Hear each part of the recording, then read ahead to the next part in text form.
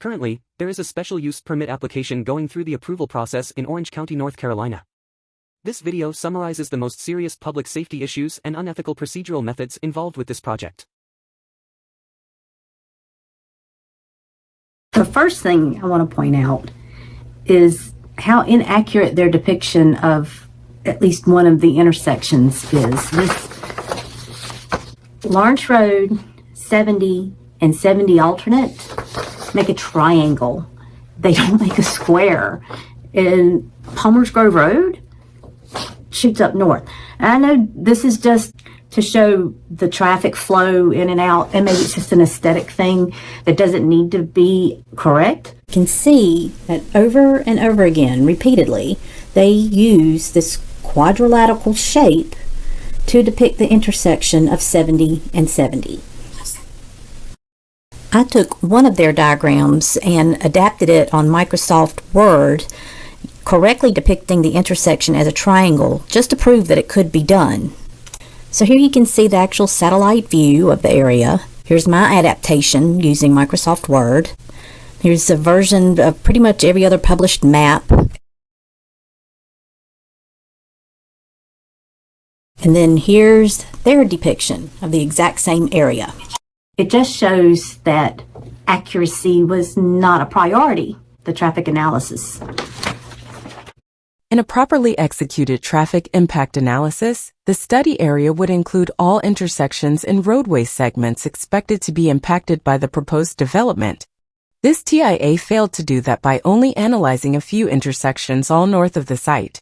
The study area only included the intersections of 70 at 70 alternate, 70 at Lawrence Road, 70 alternate at Lawrence Road, 70 alternate at Highway 86. It also included the two site driveways that do not exist yet. The traffic impact analysis for the Lawrence Road project neglected to study any roadway segments south of the site. The neglected area includes two major intersections expected to be impacted by the proposed site traffic. I decided to see what direction somebody would have to be coming from to actually go through the 86 and 70 alternate intersection. So I started with counties.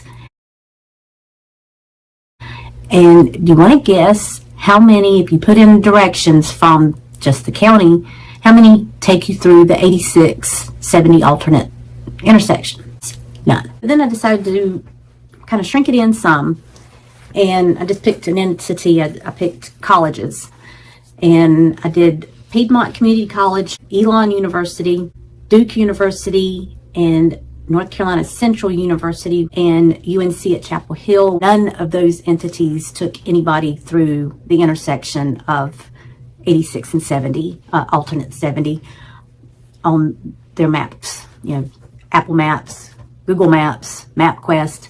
None of those took you through the 86, 70 alternate intersection. But Elon and UNC both took you through 86 and number 10. And interestingly enough, Duke had an alternate route, and that actually took you down number 10 from the east. So even one of the alternate routes from Duke brings you down number 10, but none of them take you through 86 and 70 alternate. So next I did different cities surrounding Orange County, and I made sure I made a complete circle. So I got cities to the north, to the south, to the east and the west, and areas in between. Out of the 15 cities that I requested directions from on Google Maps, none of them brought me through 86 and 70 alternate. Out of the 15 cities, 7 of them took you through 86 and number 10.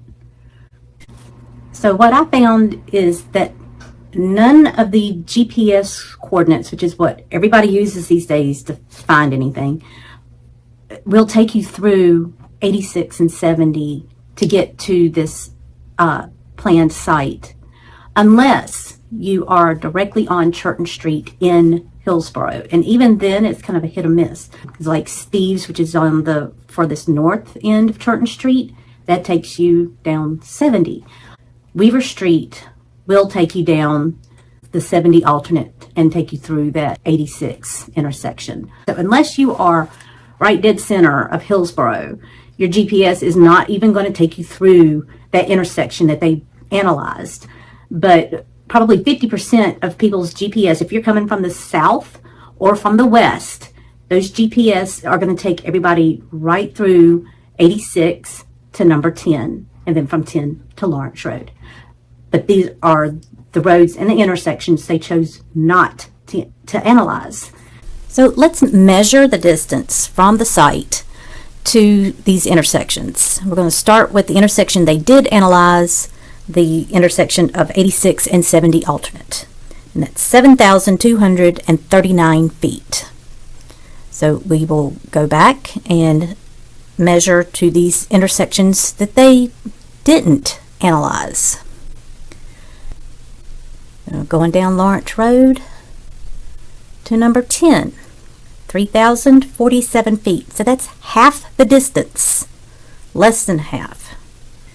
And we're going down number 10 and up at 86. That's 6,270 feet. So that's more than 1,000 feet closer than the 86-70 alternate intersection. But they did not analyze these intersections.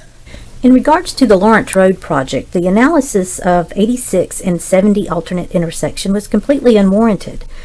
It dead ends to the north. The east goes to Turton Street in downtown Hillsboro.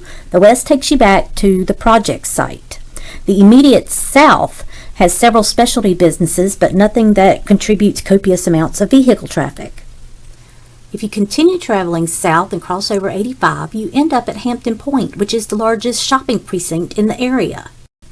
This center incorporates big box stores, multiple popular chain restaurants, and many other businesses to create the largest commercial retail hub in the immediate region. Continuing on 86 South will bring you to the Waterstone community, where the Orange County campuses of both UNC Hospital and Durham Tech Community College are located. This intersection of 86 and NC10 is already significantly utilized in the service of a hospital and major shopping complex. It is in position to be the subject of the influx of traffic predicted to be generated by the Lawrence Road project. Despite that fact, it was excluded from any analysis in the TIA for the development. Instead, the intersection of 86 and 70 alternate was counted, having no mass traffic inducing businesses and only being traversed regularly by local citizens. This intersection is non-essential and irrelevant to the Lawrence Road development in comparison to other more important crossroads. So here we have the DOT traffic impact analysis submittal checklist, and they have some pre-checked conditions here that assuming they want people to abide by, and this TIA does not meet requirements. First one that I see, level of service D or better is expected at all study intersections after proposed mitigations, but they admit that the intersection of US 70 alternate at Lawrence Road currently operates at a level of service F in the AM peak hours and a level of service D in the PM peak hours in the existing traffic conditions. So it's not D or better. And then upon build out of the proposed development, the intersection is expected to operate at a level of service F in both peak hours. There's no mitigations for that. Kinley Horns suggests a light, but also admit that a traffic signal is not anticipated to be installed with this development. And this intersection does not operate at the standards that even the NCDOT wants to operate. This next to last one, the study has identified all known deficiencies with and without the proposed development. No, because they didn't analyze Lawrence Road and NC10, and they didn't analyze 86 and NC10. So you can't identify deficiencies if you don't analyze the intersections. And the same thing with this last one. The study has identified mitigation measures to adequately accommodate the site trips. You can't do that if you don't analyze the intersections, the ones that matter.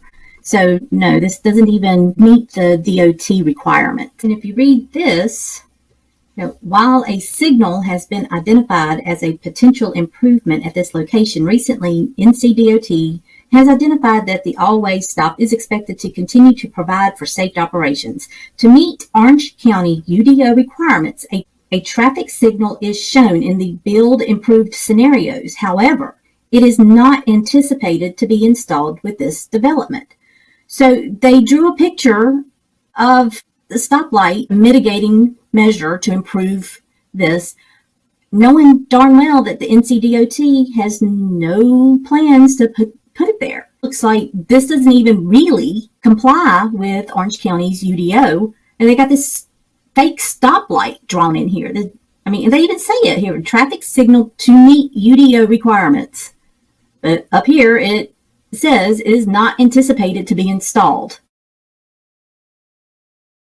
How does this meet UDO if it's just fake? To explain a little history, this project started out as a rezoning application. A vote of 7-3 against it from the Planning Board, followed by a vote of 6-0 against it from the Board of County Commissioners. The application was denied. If you'll notice, there are 7 commissioners, but one was not allowed to vote due to a conflict of interest. Then the plan was slightly reworked and is now a special use permit application. In Orange County, a special use permit is approved or denied by the Board of Adjustments. This is a 7-member volunteer board, however only 5 members can vote on an application. For this demonstration, we'll temporarily remove the Board of County Commissioners and extract out the Planning Board with the exception of 2 of the 3 yes votes. We're keeping those 2 members because they somehow ended up on the Board of Adjustments, who again have the final decision on special use permits. Now let's look at the web of relationships that connect the applicant to the Board of Adjustments. The first hearing was scheduled on October 18, 2023. In addition to the 2 members who had already voted yes on this development in their positions of planning board members during the failed rezoning attempt, disclosures given at the meeting include 1 member admitting to having a direct association with the developer. The applicant/developer is being represented by a lawyer. The chair member of the Board of Adjustments admitted to having a personal and business relationship with this paid attorney. Next, we will bring back the Orange County Board of Commissioners because they are the ones who appoint the volunteers on the Board of Adjustments. Remember the one commissioner that was not allowed to vote during the rezoning application? He was not allowed to vote due to the fact that he is employed by, and therefore makes money from, the developer. So even though he could not vote during the rezoning application, as a member of the Board of Commissioners he was allowed to influence who was appointed to the Board of Adjustments, who in turn have the final decision in the approval or denial of the special use permit. Also, we have the Hillsborough Youth Athletic Association, through their treasurer representative who wants to put ball fields on this site should the special use permit be approved. Interestingly, there are newspaper articles from December 2020 that reference land being donated to the association in Patriots Park in Eflin specifically for new ball fields. However, it appears the HYAA lost interest in Patriots Park around the same time Jim Parker originated Lawrence Road Properties and bought this site. Suddenly, the Hillsborough Youth Athletic Association prefers to use their money and purchase land for their ball fields on this site instead of accepting the donated land in Efland. According to his LinkedIn profile, the Hillsborough Youth Athletic Association representative is a direct colleague with this developer.